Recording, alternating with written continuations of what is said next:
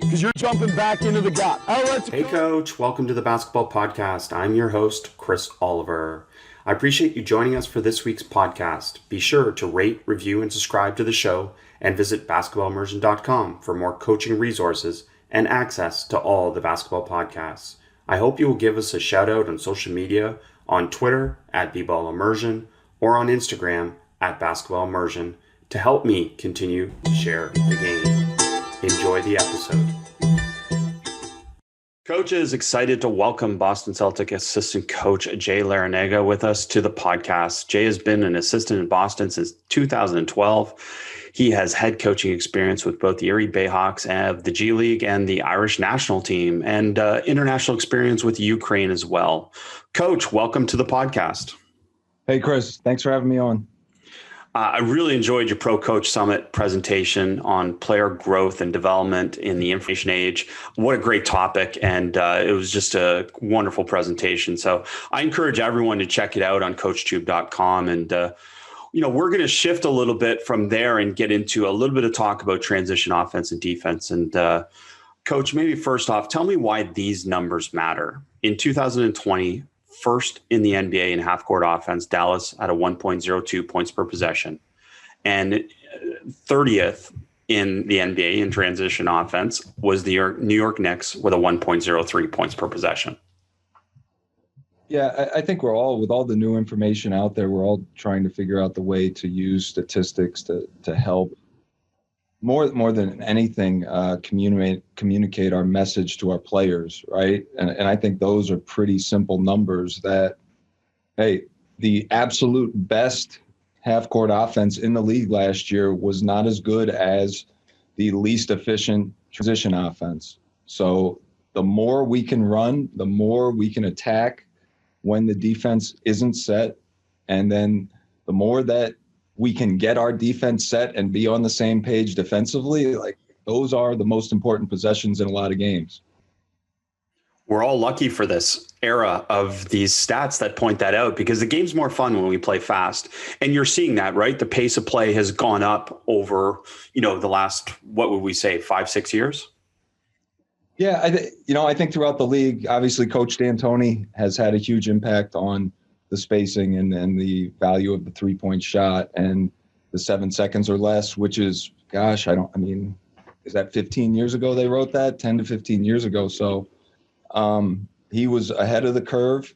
I think San Antonio, when they had their great teams for years and years, I can remember asking one of our stats guys years ago about, seems like San Antonio gets more layups in the fourth quarter than other teams. Do they run more than other teams in the fourth quarter?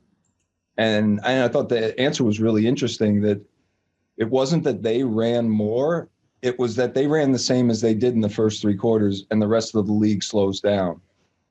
So, obviously transition is super important. And I think also a reminder to your players that even in the fourth quarter, you want to not be out of control, but play at a pace where you can take advantage of any mistakes that the opponent makes. That is such an awesome point about sustained pace, because I remember so many games going into scouts and talking to our players and saying, listen, let's just be outstanding in the first 5 minutes in defensive transition, and the team will not maintain their pace, especially when we're playing on the road. And we found that all the time. So are there stats and are there certain teams that sustain that pace more consistently than others? Because that ultimately would be a sign of a team that's bought in completely to transition. Right, 100%. Obviously San Antonio has been that for a long time. I think Milwaukee has really done the opposite, and Mike Budenholzer being in San Antonio and having a lot of the same beliefs. They saw great value in transition offense, and then they saw great value in transition defense. So Milwaukee had, I think, historically one of the best transition defenses in the league last year. And so obviously they place a great priority on that. And following up what you said, as you watch them and how they play, it's just the consistent effort. It's just that they treat every possession like it's the same. Well, I want to get back to that effort, but I guess my initial thought is, so kind of a chicken or the egg type of thing. Like we want to be great in defensive transition, but we want to be great in offensive transition. So which one are you teaching first in your philosophy? No, I think you teach basketball, right? I think you teach winning. You teach multiple efforts at both ends of the court. I don't personally think you have to pick and choose. I fall back on like Larry Brown when he was with the Detroit Pistons, and he just said, play the right way. Like that's what you're trying to teach your players on a daily basis. And even before you get to play the right way, it's, live the right way and treat people the right way. And so do you want to be the guy that jogs in transition on offense or doesn't get back on defense? Or do you want to be the guy that when he's on the court, he competes as hard as he can? Well, we know each other a little bit, so my answer would totally agree with that, which is the fact that you're doing both at the same time. So it's exactly what you're saying, that you get an opportunity to be able to develop both at the same time. And to be really good as an offensive transition team, you have to be able to go against really good defensive transition and be able to still, as you've said, sustain this pace. Yeah, you hold yourself to a standard at both ends, and I think everybody's doing a really good job these days of giving video feedback to our players at both ends. And so I just think that's a process over the course of the year and the environment you create that your players will embrace whatever you prioritize. And if you prioritize transition at both ends of the court, they will embrace that. Talk to me about defensive focus and quality then in terms of development. Yeah, so a couple of years ago when Milwaukee had that first year of just absolutely shutting people down in transition, I was really interested in it and tried to do a deep dive into watching all of their possessions. A few years before, I had done something similarly at the offensive end of watching the best transition offenses and just seeing if there was anything that rang true for all of them. And kind of what I came away with was defensively, like you really have to focus on quality. It's never one thing, but if you had to sum it up, like the quality of your defense, you probably have a lot more control over than really cutting a team's possessions down on a game-to-game basis. Each team has their offensive philosophy, and if they're a running team, if it's Toronto, like they're going to run, right? You're not going to be able to take away 5 transition possessions on them most likely. So how good your transition defense is really important. But then at the offensive end, you want to really focus on quantity. Like let's get more transition possessions. And like I said, it's not you do that to the exclusion of the other, but it's just kind of a simple way that I've measured it in my own mind as I'm trying to present it to the guys. Well, and it makes sense. And, it's not as complicated as sometimes we can make it be. And that's what comes back to what you've already said a little bit about emphasis, and that's effort and urgency. Yeah, and again, going back to Milwaukee, I think they're the best example. And a guy that they actually, I think, will not be with them this year, I give a lot of credit to, is Eric Bledsoe. Because when you go through and you watch his impact on their defense, he not only does he make some multiple effort plays where he's sprinting to get to a shooter and there's an overall urgency, but he has a very unique way of defending. I think, Chris, I'm sure you've watched them a good bit, and Eric is not like the traditional my man, me, the basket defender. He is constantly trying to read the play and take away what the offense is trying to do, and will deny and will top lock and will play the play, right, is what you'd say when you're growing up. But why he's able to get away with it, I think, is also part of the reason why they're so good in transition, is because he's always just going to take who's ever closest to him. And he's going to be an excellent communicator in letting people know, like, hey, I can't get to my man. I'm going to point. I'm going to talk, take him. He's like, as I watched it more and more, I was just very, very impressed with what a good communicator he was in the half court and then in transition as well. And I think the way he plays, it leads to that. Hey, Coach, a quick interruption from this episode for a mention from our supporters, who, without them, this podcast would not be possible. By using the links I mentioned in these advertisements, it enables me to continue providing this podcast for free for you. The wait is finally over. Football is in full effect, with many teams strutting their stuff. You might not be at a game this year, but you can still be in on the action at BetOnline. BetOnline is going the extra mile to make sure you can get in on everything imaginable this season. From game spreads and totals to team, player, and coaching props, BetOnline gives you more options to wager than any place online. Head to BetOnline today and use promo code ARMCHAIR, that's ARMCHAIR in all capitals, to take advantage of all the great sign-up bonuses. BetOnline, your online sportsbook experts. So the uniqueness of the player obviously is a part of that, but I'm wondering what your takeaways were in terms of things that you could teach your players to be able to say, hey, you can do some of these things too. Is it to a specific player? Is it to more than one player? What are some of those things that you took away that you can teach? It's not brain surgery, right? This is all stuff that we've taught and we've said it, and we have different ways of communicating it, but everybody has to get a man. And in transition, you might not be matched up with the guy that we said in the pregame talk that you're matched up with. The basket is the priority. The ball is the priority. And then you just got to find the nearest guy. So I think a number that's really interesting over the years as I've looked at both the offensive and defensive end is that in the NBA, and this is a couple of years ago, so they might have changed slightly, but on average, there were about 7 disadvantage breaks for every advantage break. So it's kind of a weird way of saying it, but it's basically there's 7 times more that the offense actually has less guys than the defense back and the offense shoots. And I think as coaches, when we're going through tape, and I'm sure you feel the same way, the number of times where you give up a transition shot or layup or three, it's not because you don't have enough players back. It's because you have 2 guys that ran to the same guy, or one guy assumed, oh, he had the ball, but no one declared the ball, right? So it all falls back on being a great communicating team and being a multiple effort team of somebody declaring the ball. That helps. If somebody declares the ball, then I know it's not my man and I can start looking for someone else. But if we don't point, if we don't talk, and there is that moment of indecision, that's where really good teams take advantage.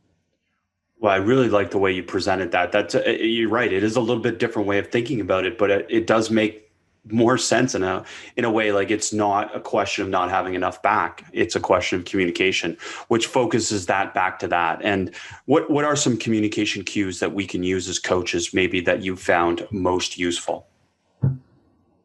I think that's really unique. That's not my thing on our staff. I'm not very good at giving like catchy names that everyone like. Scott Morrison is an absolute master at it. Like, he can think about something and he'll come up with a name, or he'll use a player that he sees does it a lot. And it's really, really helpful for our players to remember it that way. I'm kind of the guy that notices something and says, I don't have a good name for this, but this happens a lot. That's great. That's great. I'm curious then with the Bledsoe example too. I mean, there's different philosophies in terms of ball pickup and where you want to pick up the ball, and a propensity of where rebounds would go as well. So are we giving players details on that, where defensive rebounds usually end up here, so this is where you can position yourself? Are we getting that detailed to be able to help pressure the ball, stop the ball, jam the ball, whatever we're talking about? There's been years we've had teams that were not as good on the defensive glass. And we found that, that old Jason Kidd area around the elbows, they're not, it's the one loose ball you don't get, right? It's like one loose ball a game that you're not getting that takes you from a top 10 rebounding team to the middle of the pack or bottom 10 team. So I think, at least in our organization, and Brad is, obviously I should have said that from the beginning. I'm really blessed that I get to work for who I think is the best coach in the league and the best defensive coach in the world. And he's so good because he he makes things so simple for the players and really just presents with what is the most important things to help us win that next game. So are there times where we're playing a good rebounding team and we'll emphasize that a little bit more? Yeah, but I think we more go back down to just our basics of just making the right play.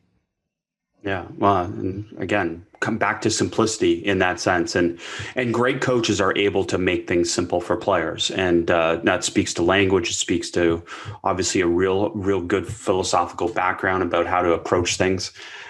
Curious then, going to the offensive side then, with some of and you've talked about studying both sides. So you've obviously studied both sides and some of the historically best teams.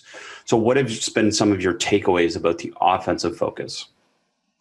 Yeah, so we touched on it a little bit already. We said that if defense is really about quality, then offense is about quantity. And so a good example is this year, Phoenix had the best points per possession transition offense in the league at like 1.19 and about 18 possessions a game. And so that worked out to be about 22 points a game they scored in transition. Toronto was third and was a little bit less, was 1.15 as opposed to 1.19. But they had 24 possessions. So they're scoring 28 points a game in transition. So I think that's the number one thing is you just create an environment and a value to transition possessions, first of all. And, every chance we get, we want to push the pace, take advantage of any mistakes the opponent might make in their communication. And then again, going back to disadvantage and advantage, I'm sure I grew up with playing 3-on-2, 2-on-1, right? That's the transition drill you do. Yep. But that's 2 advantage breaks, right? And we're saying that more likely it's going to be where we don't have as many guys. So how are we going to get a good shot when we're not out 3-on-2 or 2-on-1? And the way I've always looked at it is if we're at a disadvantage, then we need to wait for a screen, whether that's a wide pin, whether that's a ball screen, whether that's a step up. And that screen then creates the advantage break, So it's really, really important for your point guard to be able to see the game. And the moment he catches the ball, he's got to be calculating right away. Do we have an advantage? Yes. All right. Then we're pushing it. Either I'm passing it up ahead or I'm driving it. Do we not have an advantage? No. Okay. I'm going to slow down a little bit and I'm going to use teamwork and just figure out a way that we can create an advantage in as quick a way as possible. So last thing on that is kind of the thing I've fallen on and I try to repeat the most with our guys. If we want to be a good transition team and if you want your team to be a good transition team, you got to get your guys to run faster without the ball and you got to slow down a little bit with the ball. Well, and that was going to be my next question a little bit, is that in-between area of uncertainty and then what some cues are. And that's really, really on the point guard to be able to make that decision, right? About when to flow into a ball screen, when to flow into some secondary actions, but without making it an emphasis. And I think that's what, if I reflect back on so many of these great coaches 20 years ago, like such a big thing used to be secondary breaks. But in a way, secondary breaks took away primary breaks because we were so focused on running secondary breaks. And that's not the case anymore. No, I agree. I think one thing, even just going back a little bit, is how you view transition offense and helping your players understand the situation. Because I think a lot of players grow up, especially at our level, they were the best athletes always. Right? They were the fastest, jumped the highest, the strongest, the biggest. So some of them grow up thinking that transition is a race. It's just the fastest one to get to the rim. That's what transition is. And over time, you need to help them understand that it's not a race. It's not. It's really one-on-one with a little bit more space and less help. That's what you want it to be. If when you get the ball, you treat it as a race, then however many guys are back on defense, they're going to realize it's a race too, and they're going to all race with you. But if you have the composure and the knowledge and just the poise to realize this is not a race, I have a chance to play one-on-one against this player, my defender, without any help, with all this space, without a defense set, and I might be able to beat him and then kick it out for a three, or my teammate is out ahead. If you're composed enough to see that and use some deception to allow, as you're going in transition, allow the help to recover to their men, and not like that sense of urgency to protect the rim because you're going a little bit slower with the ball, and the guys without the ball are sprinting like crazy to get good spacing, then I think your transition offense is really going to benefit. Years ago, I forget exactly why I started it, but I was looking at transition three-point shooters, and I was watching Klay Thompson. I was watching Anthony Morrow was a guy at the time, and it really stuck out with Anthony Morrow and Russell Westbrook. Anthony Morrow ran as hard as he could, and Russell Westbrook, we all know, like, he's going to push it as hard as he can.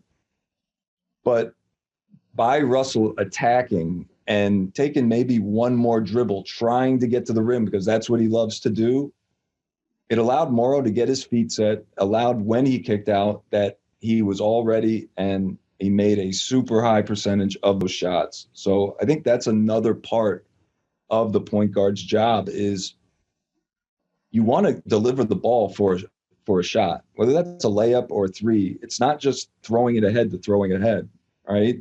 So if I can take one more dribble, if I can be slightly more patient to allow my shooter to get his feet set, and he's going to make that at 10% more than he would if he has to rush, then that's really, really important to practice.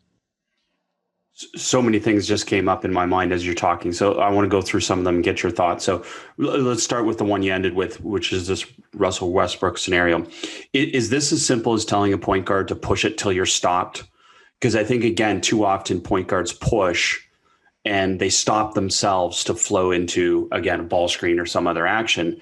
But if you're one-on-one, you go till you're stopped, which essentially means drawing help, correct? For sure. Yeah, I think it always starts with, like, you have to know the numbers when you get the ball as you approach half court. You have to know what the situation is. And then you just make the right decision. There was a really good article a couple of years ago. It's probably maybe more than I realize now. But John Wall was giving a lot of credit, I believe, to Sam Cassell, who was with the Wizards at the time. And John Wall was the fastest guy end to end in the league, right? He was that kid that was always the fastest, that always treated transition as a race. And he said after whatever third, fourth year in the league that Sam had really helped him understand, like, just to slow down a little bit. And by slowing down just a little bit, now he's hitting Bradley Beal in all these three-point situations, and they're just really, really dangerous. We had a really tough series with them when both those guys were healthy, and I have a ton of respect for both those guys. I'm also curious, as you mentioned, basically it's one-on-one with more space. And I've kind of always framed half-court offense in a similar way. So I'm curious if you talk about it the same, in the sense that however you create this advantage in the half-court or in transition, essentially for a player, it's one-on-one before it's 5-on-5. And you want to have that attack mentality, especially in this modern spacing game, correct? For sure. You're always anticipating what's happening next, right? And if you're just catching and holding the ball, or you don't know when an advantage is created and you don't take advantage of it, like that's just part of, being a good basketball player. Like I do my job so that my teammates can do their job well, The other thing that I want to drive home is this point about the 7-1 advantage break. And like, it's such a key part of this is that you're okay. And to be able to push a pace, as you said, with the Phoenix or Toronto type of numbers, that you have to be okay taking some disadvantaged shots, but they're still open shots. Yeah, for sure. I mean, there's a lot of debate now, right, with the statistics and the analysis of what's a good shot, and obviously wanting to get to the rim and wanting to get fouled and wanting catch and shoot open threes. Like the world is getting more comfortable what we all feel are good shots. You know, my dad is a coach. I grew up in the gym since as long as I can remember. Like I have the arrogance to feel like I can tell you what a good shot is for each guy. You know, I think you should shoot, when you're shooting a shot, your teammates should expect you to shoot that shot. If you're shooting a shot that surprises your teammates, maybe that's not a good shot. And how do you communicate that back to those players that maybe struggle with that understanding to start with? Is it just a question of sitting them down, being honest, video, etc.? You know, all the transition stuff, all the X and O stuff is not nearly as important as the relationships you build with the guys on your team. You know, that's not one conversation. That's building a relationship and building a common understanding of what good basketball is and what our team believes is good basketball, and how do I make my teammates better? How do I make the game easier for my teammates? How do they make the game easier for me? How does our coaching staff help each player contribute to our group success and their individual success? Because that's something that maybe in college or high school it's looked at differently, but when guys become pro athletes, and I have I'm the good fortune to get to work with them, like their individual success is really important to me too. You know, it's not just, I don't think it's mutually exclusive. I think that players can maximize their individual potential and the team can maximize our collective potential. But again, I think that starts with just the relationships you build and caring about each other. Such a tremendous point. And, certainly knowing your background and, all the different, not just your coaching background, but your playing background as well. And then obviously your relationship with your dad and so many coaches. It's inevitable. This question is, how do you now practice all this? Because the NBA is different, right? They just don't have as many practices. But if you were to put your college or high school coaching hat on, what are you doing to develop both of these concepts of defensive transition and offensive transition? Peer pressure. I had the best learning experience when I graduated college. I went overseas to begin my professional career in Europe. My younger brother was entering his senior year of high school and was lucky enough to play for Stu Vetter, St. John's at Prospect Hall. And he was teammates with Damian Wilkins and Jason Capel, and they ended up winning the national championship that year. And I went to go see them play one of their very first scrimmages in the summer. And they ran harder than any college team I'd ever seen. And it was demanded by the head coach. There was a standard that was set, but it was really reinforced by each individual player. And obviously, as the coach, you set the standard, and then you have to have a group of players that believe in that and that are willing to enforce it, even when you're not. You know, there has to be accountability among the guys that are on the court that are fighting and sweating with each other each day. Having been obviously in some of those situations and thinking about those, like one of the challenges with what you're talking about is actually teaching your players how to hold each other accountable in the right way. And have you given much thought to that in terms of how you actually communicate to young players, hey, this is okay to hold people accountable, because you've got to create this environment where it's safe to do so, but also just as important, so the other players will welcome it? One of the first things you have to do is, like, you have great belief in your players, and I have great belief in all of the guys I work with, of their ability to grow and their potential to excel. And we had Brad had a great coach, Jim Crutchfield. Chris, you were there. I was there. Yeah. And absolute stud, right? Yeah, he's tremendous. Yeah. And he had the greatest line, and he had a great example of an old Morgan Wooten drill he showed and it basically came with way of saying most players do just enough not to get in trouble and not enough to make a difference. And he was talking about running, right? He's like, they're going to jog kind of with the pack down on offense. They're going to jog with the pack down on defense. And they're just not maximizing their physical potential for a lot of the time they're on the court. How do you hold people accountable? The number one thing is you set expectations, right? This is what we expect. This is our standard. This is what you're capable of. And there's different ways of showing that. But having a standard is really, really important. And having the players' belief that, yes, I can live up to that standard, because sometimes they don't realize it. You know, you've coached a million guys that say, no, I'm playing hard. And so, again, going back to how we started, having really statistical, just objective information of ways to share with them that you are capable of more than this. And, you know, obviously at the NBA level, we have every tool available to do that. And so I'm just constantly trying to do that. And again, I don't think it's unique to basketball. I think that's what being a parent is too, right? Is trying to demand the most you possibly can from your kids while still being really, really loving and letting them know how much you care about them and how much you believe in them, but teaching them how to do tough things. Hey, Coach, a quick interruption from this episode for a mention from our supporters who, without them, this podcast would not be possible. By using the links I mentioned in these advertisements, it enables me to continue providing this podcast for free for you.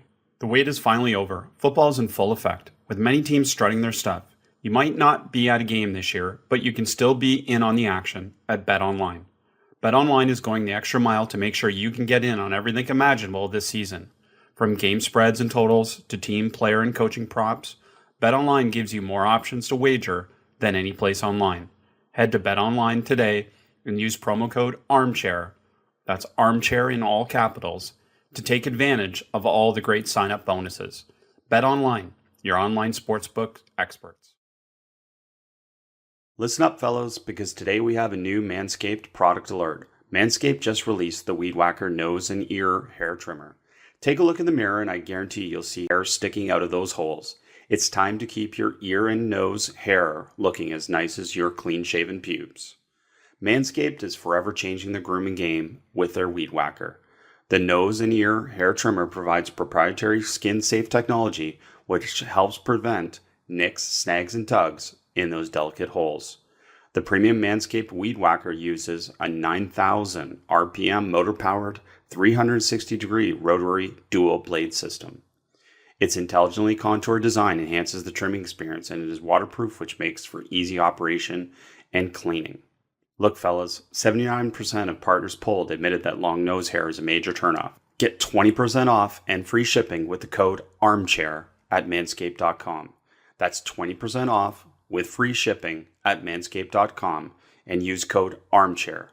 What are you waiting for? Go whack your weed. Thank you, Manscaped, for keeping our pubes trimmed and hairs in our holes looking nice. Now back to the podcast. I love they brought up the Crutchfield example, because one of my takeaways was immediately, you know, we've all been in these situations where a player will say, but I got my check, or I am running hard because I'm at the level of my check, or, you know, whatever that may be. And it was kind of like this pack mentality, right? As long as I'm in the pack, coach can't say that I'm not doing my job. But what he was asking for is that next level beyond that, which is really where the difference is made. Yeah, I always go back to like, what is your standard? You know, like I'm really lucky. I get to work with Jayson Tatum. I think he's one of the best players in the world and is going to be for a long time. And Jayson can shoot 3-pointers and he can make 9 out of 10. And that might not be maximize his potential. 9 out of 10 threes, NBA threes for the rest of the world, like, wow, really good. And Jayson could make 7 out of 10 and people would tell him, hey, that's really good, man, you're really good. But me being around him and knowing how special he is, I have to have the difficult conversation of telling him, 9 out of 10 is not good enough. You're capable of 10 out of 10. So I don't know how you do that. I would love to help you. Sometimes coaches can help. Sometimes coaches just have to step away and say, you got to figure this out, but you're capable of more. And I think that holds true in all the different parts of the game. Well, what a tremendous example that is. And as you said, what a tough conversation in a sense, but it's absolutely necessary for the best players on down to be able to get that honest, again, push, challenge, feedback, whatever you want to say with that.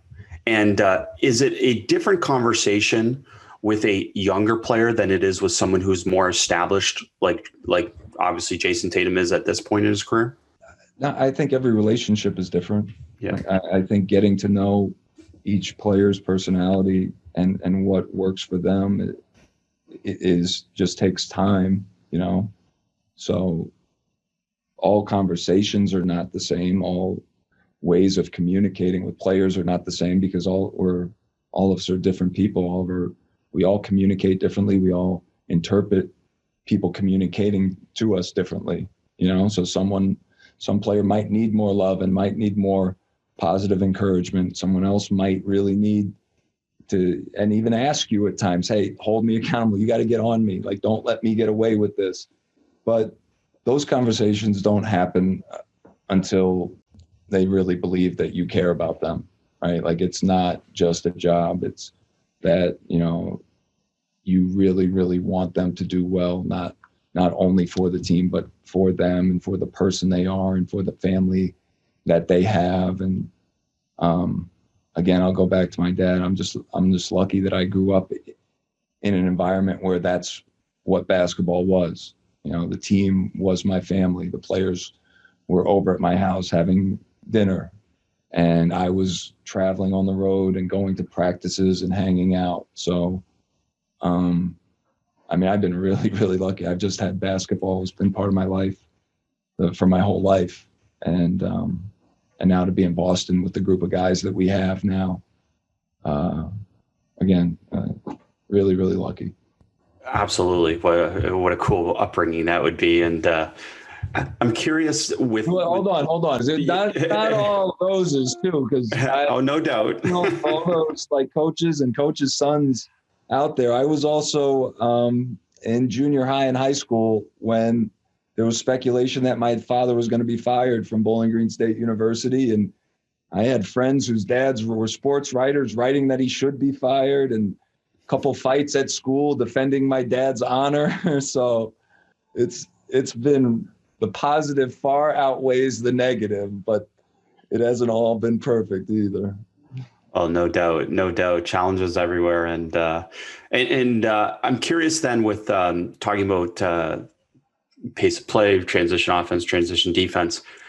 If you're going to play against the best transition offense team or the best defensive transition team, are there things that you're adjusting for game plan and scout based on those?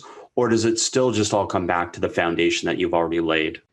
So every team is different, right? You are always trying to take away what their best thing is. So that could be different for different teams. What are they looking for in transition? If it's Giannis or LeBron bringing the ball down the court, well, there's a lot of attention on the ball handler, you know? If it's Kyle Korver or, Trae Young, let's say, for example, Kyle Korver is sprinting to the corner, you have to be ready for him, or he's coming off a wide pin. We all have to be ready for that. Trae Young, we have to pick him up really high. When it's LeBron, when it's Giannis, our help has to be pulled in protecting. So you're constantly just trying to identify what are their best things and how can we take them away or at least minimize them as much as possible, right? Like, where do you get the most bang for your buck? You know, that's where you want to spend your time and energy. And again, I'll go back to Brad. That's what Brad communicates to our guys. He doesn't complicate it. He'll say, these are the 3 things we need to do. And he does a really, really good job of not only communicating that, but then also coming up with ways in a walkthrough or in a practice to physically practice it and and help them just be ready to do it when the game starts. Yeah, it's tremendous to hear that. And Coach, this is probably all a good segue into something that I thought was incredibly valuable that you shared at the Pro Coaches Summit, and that's some things around types of feedback, which we probably don't talk about enough. And I'm hoping that you can kind of get into this a little bit for all the listeners as well, and talk a little bit about the types of feedback. So that, to me, feedback's the key to improvement. You know, I use the example when one of our other assistants, Joe Mazzulla, gave me a hard time, or I don't know if he gave me a hard time. He enjoyed me sharing a conversation I had with my son about feedback. And so we were riding in the car, and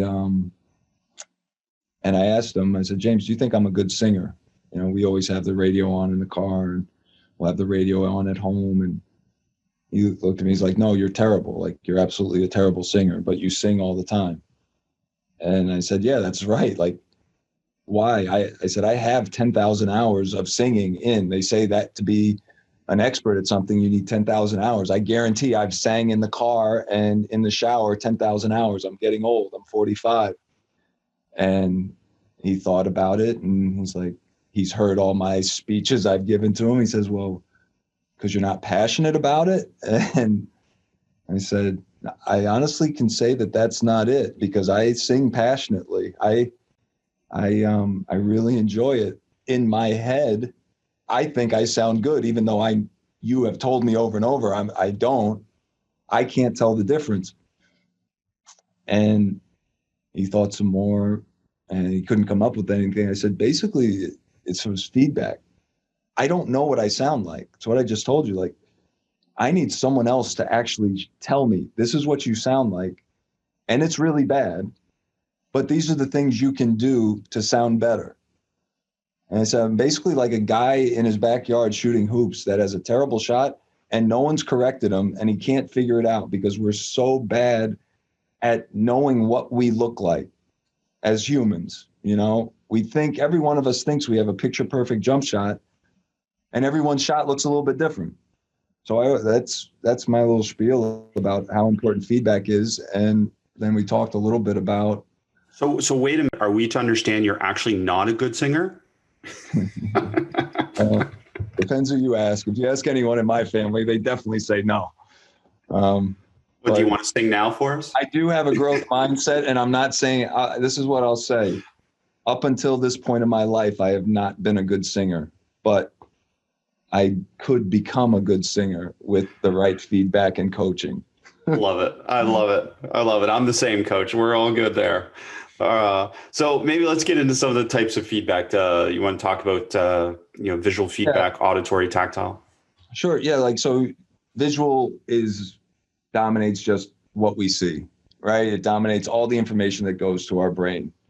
And then you have auditory feedback, is anything you're hearing. You can have tactile feedback, anything you're feeling. And I'd say the area that we, as coaches, use the most is auditory. You know, we are constantly telling someone what to do this, do that. And it's not really the most effective.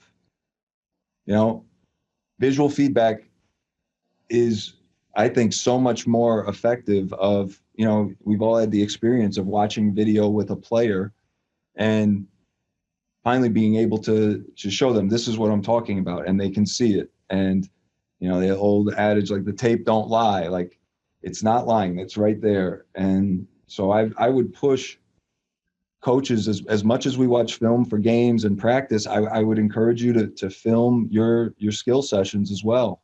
I'd encourage you to have some mirrors in your gym, just like you have in a weight room or you have in other places, helping players really visualize better what they look like. The thing that we've probably incorporated the most recently, as opposed to coaching a guy, is coming up with some kind of beat that helps them.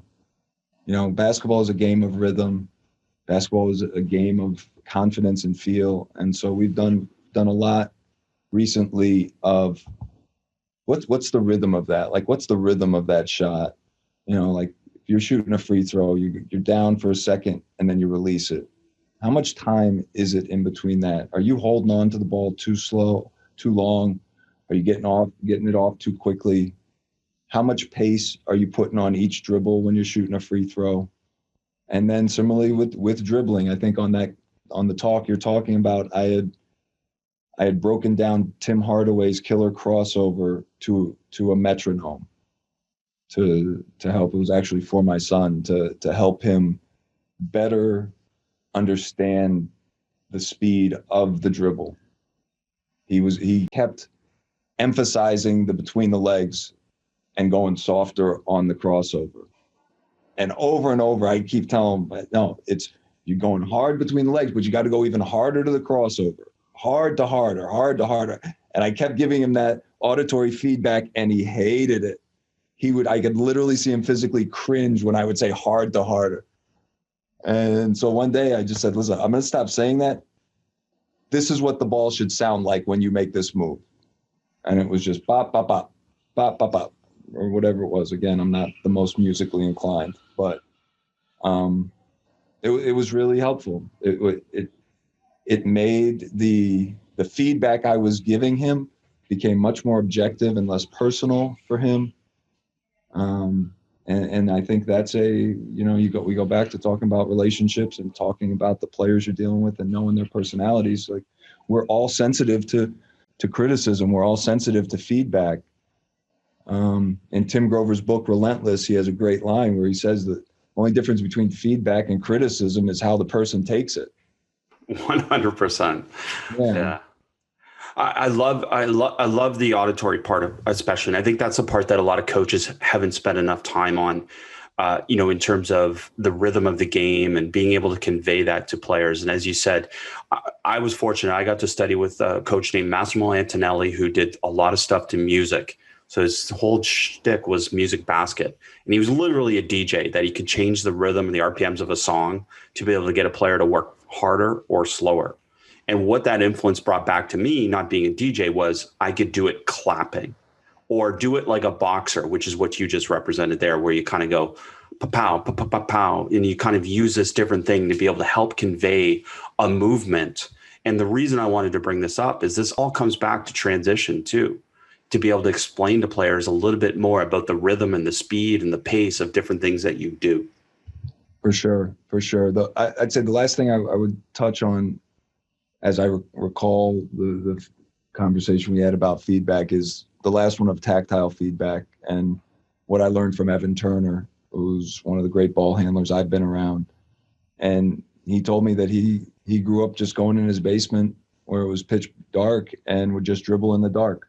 And now that 90% of feedback that your eyes dominate is gone, right? And so now your hands are feeling every little part of the seam of the ball, and it's becoming more and more significant. And I mean, I can just speak from being around Evan. Like, he has that ball on a string, and we all have those dribble goggles, or we all at one point tried those dribble goggles when we were younger to obscure some of our vision. Like, I'd encourage people to use those as much as you can. You want practice to be more difficult than the game. If you're not able to look down when you're practicing, it's going to be more difficult. The game's going to be easier for you.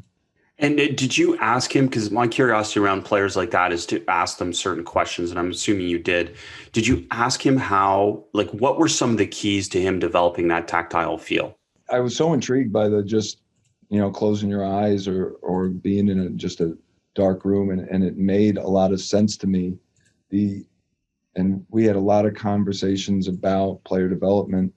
The thing I always noticed with Evan, which might have been the result of the way he practiced, is the ball spun in his hand a lot. Like, as you see, and you'll see some great ball handlers like a Jamal Crawford, a Kyrie, Evan, like, it's not just pounding that hard pound, like we just drafted Peyton Pritchard, who we're really excited about. And if anyone hasn't seen his dribble workout on YouTube, I highly encourage it. It's got one of the hardest, fastest handles in the league already. And so that's one style. But Evan's style was much more, the ball is spinning in his hand, and it's almost the beats between the dribble, some of the best moves are not the dribble move, it's the hesitation, right? It's what's happening. It's like in music, they'll say it's not the notes, it's like how long you pause between the notes that makes a beautiful song. And so that was the one thing I always took from Evan, is just watching how the ball would spin in his hand without him carrying it, and allow him to mix up the rhythm of his dribble and the moves he made. So in the whole trajectory of saying, okay, on air, nobody there, staying on a spot, to adding some type of prop, to doing it live, right? Live is best, but you can't just go to live and you can't get all your reps out of live. So I'm not. So you misinterpreted me. I'm not saying do stationary dribbling with dribble goggles. I'm saying play with dribble goggles. Okay, and that's what I was going to clarify. That's what we're talking about, because I don't want a whole bunch of coaches to say just do stationary dribbling with goggles. Oh no, yeah. I don't like stationary dribbling. I don't think it should ever be stationary. Like that's if you watch Jayson Tatum, who's an excellent ball handler, when he dribbles, his feet are moving. This is all right. So this is a great point. The dribbles don't really matter that much. All that matters is that it's not slowing you down from making a really athletic move with your feet, right? Dribbling is more of a footwork type of situation than it is actually the dribble, right? Because that's what you're talking about. You're talking about leveraging advantage and using that advantage. And most of that comes with footwork and change of pace. Yeah, very rarely, if you watch the great ball handlers, you watch what is it? They make a bunch of dribble moves, they hesitate, and they blow by a guy with their first step, right? And so the ball is not what you're using to beat the guy. The ball is what you're using to deceive the defender from what you're doing with your feet. So doing stuff stationary, like I would, anytime we do any type of dribbling routine, the guy's feet have to be moving. This is like, that's one of my, I guess if you watch me work with players, you watch me with any of our guys, like that. The thing I just say over and over again is just the ball can't slow you down, but everything is about your first step and your last step. Like how quickly can you make your first step, and then how much power you have on that last step or hop, whether you're going into a jumper or you're going in to finish at the rim. Like it's a power and force game. And so, yeah, please don't anyone interpret as me saying dribble goggles with doing like stationary figure eight. Like, no, you want to practice what you're going to do in the game, but you want to make it harder than it's going to be in the game. Brilliant. And that's what I want to bring out. I'm really glad you said that and you talked about that, because it's such a misconception about how to build dribbling, in so many ways. And, I would say even as a starting point, my daughters are 7 and 9, and we don't do any stationary ball handling, because it again, there's no value to that for them ultimately if they play in the game. You can get comfortable, and it's harder to move at first, but the value is there in terms of learning how to move your body and move your feet at the same time. So that's awesome. Really glad we brought that out. Curious, being around some great finishers in your time too, is there any types of takeaways that you've taken from them in terms of how they've developed their ability to finish more consistently than others? So it goes in with a lot of things we've already talked about. I'd say, first of all, it's not your man that's going to make you miss at the rim. It's the help. So doing everything you can to eliminate that help through deception, through, like I talked about earlier, of not treating it as a race, of allowing time for the help defenders to guard their men. And then once you do that, I have a friend that has a great line. He says, preserve optionality, which is basically keep your options open, right? And Evan Turner, I'll talk about him again. Before Evan signed with us, he was one of the worst finishers at the rim in the NBA the year before. And watched all the clips and just came up with a game plan. And it was basically You have to take one more dribble. You got to finish on the other side of the rim more often. And his first year with us, he really tried to get better at it, and we talked all the time about it. And after every game, here's another example, you should have taken one more dribble. Here's another example, you should have taken one more dribble. Here's an example where you should have finished on the other side of the rim. It goes back to these guys at our level have always been the biggest, strongest, best athlete. Evan was the number 2 pick in the draft. He's always been able to pick the ball up at the 3-point line, take 2 steps, extend below the rim, and still finish around all of his competition until he got to the NBA. And now it's the best athletes in the world, and they all can do that. So I think when you're working with players, first of all, you got to be deceptive and you have to be aware of the help. And then once you do that, you just have to be patient enough to preserve optionality by taking an extra dribble and being aware of times when you can use the rim to protect. And I would encourage coaches in practice situations of making your guys shoot more reverse layups, making your guys shoot more off of 2 feet in the paint. We all do drills. We all run some form of 5-on-0, or guys do layup lines before every game. You're going to do it. You might as well practice something that's more applicable to real games and helping you score and helping you be a better finisher. So I'll go. I am sorry. Last thing. No, keep going. That's great. Yeah. So the last part of finishing at the rim, I think the one that guys get in trouble with a lot is big guys, right, on dump offs. And for the most part, you have 2 options. When you're a guard penetrating, you can lob it to the rim, and at our level, that's going to be a dunk, or you can throw a bounce pass in the paint. And I think something that you can emphasize with your bigs, if it's a lob, you want to finish it right away. If it's a bounce pass, that bounce is going to mean the defender's going to have time to react. And again, you're either going to have to finish on the other side of the rim, or you're going to need to take a dribble to throw them out of rhythm. Tiago Splitter was a great player for the Spurs and in the league. And he had one of the best catch, dribble, hesitate, finish on the other side of the rim that I've seen. So if you want to watch like some old clips of a guy that wasn't like the most athletic big, but did a really good job of finishing because he recognized on a bounce pass you can't finish on the same side of the rim, or the bounce pass is slower, right? So there's going to be somebody there contesting you. I love so much of this, and it's the detail and just, again, preserve optionality. I love that. That's brilliant. And what maybe this connects or not, but what I think about, again, I come back to a little bit more youth basketball and think about that we've have this obsession as coaches on restricting dribbles.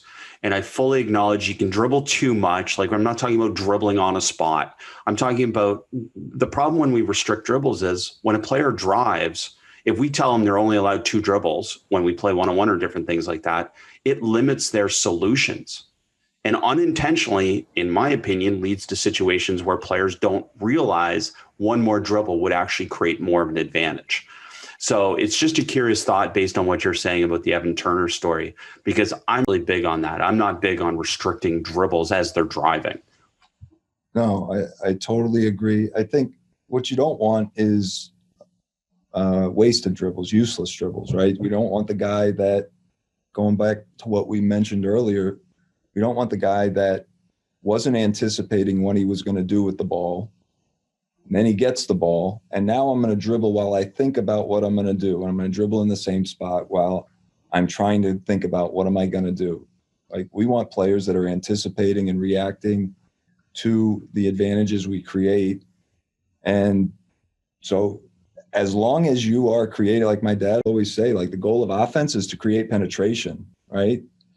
And as long as you're doing that, we have no problem, however many dribbles it takes to do that. We just don't want the wasted dribbles, the wasted time, because coaches don't like watching it. Your teammates don't like watching it. Like, it's not a fun way to play. That's just awesome thought. And Coach, I mean, so many great thoughts throughout. This has been very stimulating. So I cannot thank you enough for sharing the game with us. No, Chris, it's always fun talking hoops. I've learned a lot through our conversations, and I've really enjoyed and appreciate how generous you've been to not only me, to my dad, to the basketball community, right? Of just sharing knowledge that you've gained and knowledge that you're getting from other people. And I think it's a really cool thing you're doing. Super appreciate that. Thanks for listening. Be sure to rate, review, and subscribe to the show, and to give the Basketball Podcast and this week's guest a shout out on social media to show your support for us sharing the game. And to stay up to date on all things Basketball Immersion, subscribe to our newsletter at basketballimmersion.com/newsletter.